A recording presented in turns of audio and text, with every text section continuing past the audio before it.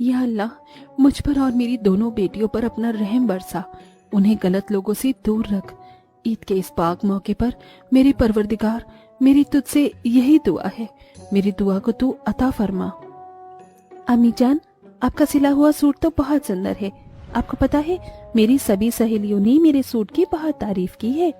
माशाअल्लाह, मेरी बेटी को किसी की नजर न लगे। ज़ारा, तुमने अभी तक अपना सूट नहीं पहना? अम्मी जान, हम वो सूट नहीं पहनेंगे। हमने आपसे कहा था ना कि हमें ईद पर सूट नहीं बल्कि ड्रेस पहननी है। ज़ारा, तुम तो हमारे हालातों से अच्छी तरह से वाकिफ हो। तुम्हारे अब्बू के जन्नत नसीब होने के बाद बड़ी मुश्किलों के साथ मैंने तुम दोनों बहनों को पाल पोस कर बड़ा किया है। लोगों के कपड़े सिल और उनके घरों के काम कर कर के जो पैसे मिलते हैं, उससे घर का गुजारा चलाना ही इतना मुश्किल है, तो मैं तुम्हारे लिए ड्रेस कैसे लेकर आऊंगी? इंशाअल्लाह अगले साल तुम्हारी ये मुराद जरूर पूरी होगी। ठीक है, फिर हम ईद भी अगले साल ही मनाएंगे। इतना कहकर ज़ारा वहां से गुस्से में चली जाती है और आंगन में जाकर बैठ जाती है कि तभी वहां उसकी अमीर सहेली आयशा आती है। ज़ारा, मेरी ये ड्रेस कैसी लग रही है? मेरे अब्बू इसे मेरे लिए लेकर आए हैं। आयशा, तुम्हारी ड्रेस तो बहुत ज्यादा खूबसूरत है। होगी भी क्यों नहीं, मैं अपने अब्बू की इकलौती प्यारी बेटी जो हूँ। मैं जो भी उनसे मांगती हूँ वो मेरे लिए ले आते हैं, और आज तो वो मुझे घुमाने भी ले जा रही हैं। आयशा की बात सुन ज़ारा आयशा से जलने लगती है, जिसके बाद ज़ारा गुस्से में अपनी अम्मी के पास जाती है। आज आयशा के अब्बू उसे घुमाने के लिए ले जा रहे हैं और आप है कि हमें कहीं पर भी नहीं ले जाती हैं। ज़ारा, हमारे पास इतने पैसे नहीं हैं कि हम तुम्हें कहीं बाहर ले जा सके। आप हमेशा यही कहती हैं।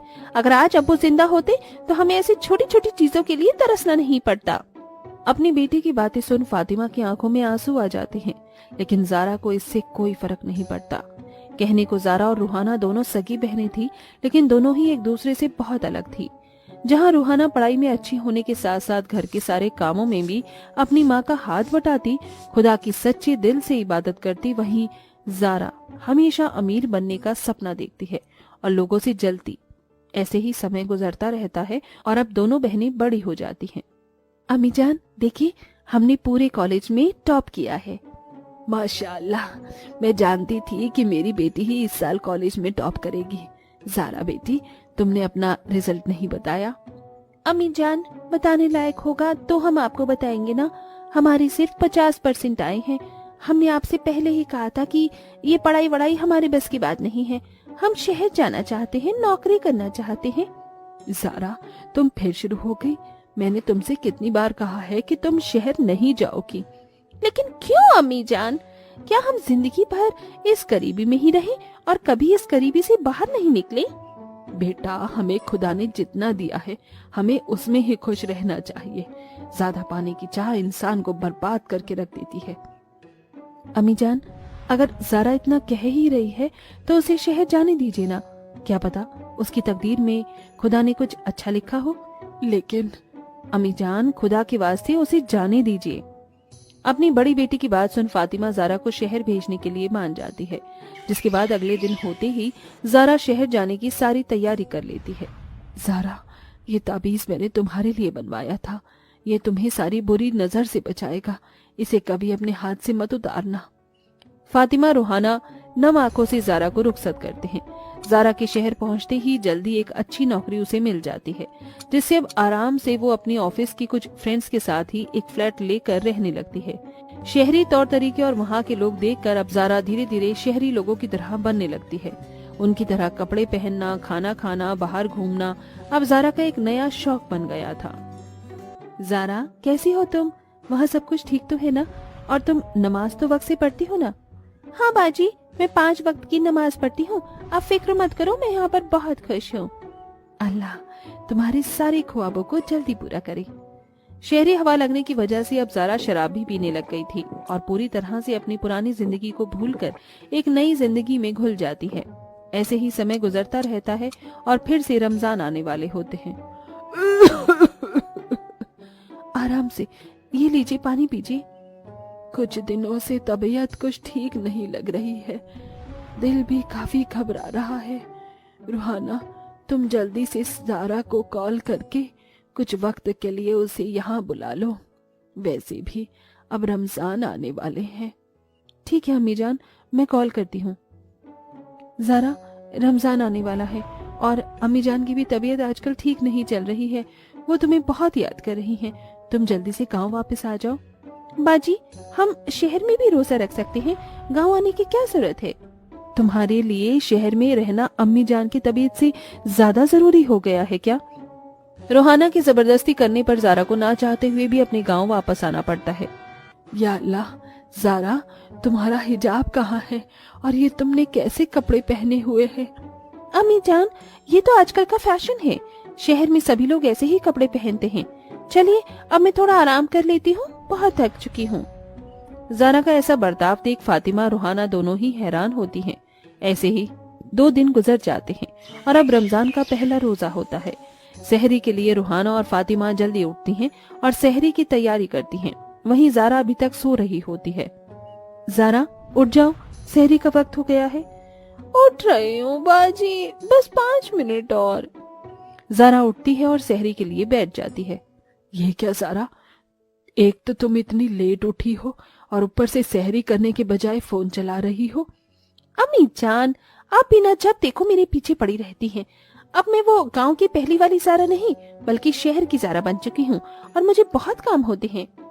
ज़ारा फोन चलाते हुए ही अपनी सहरी करती है और नमाज पढ़ने के लिए बैठ जाती है। लेकिन नमाज पढ़ते पढ़ते भी ज़ारा कई बार अपना फोन चेक करती है, जिसे देख फातिमा और रोहाना को गुस्सा बहुत आता है।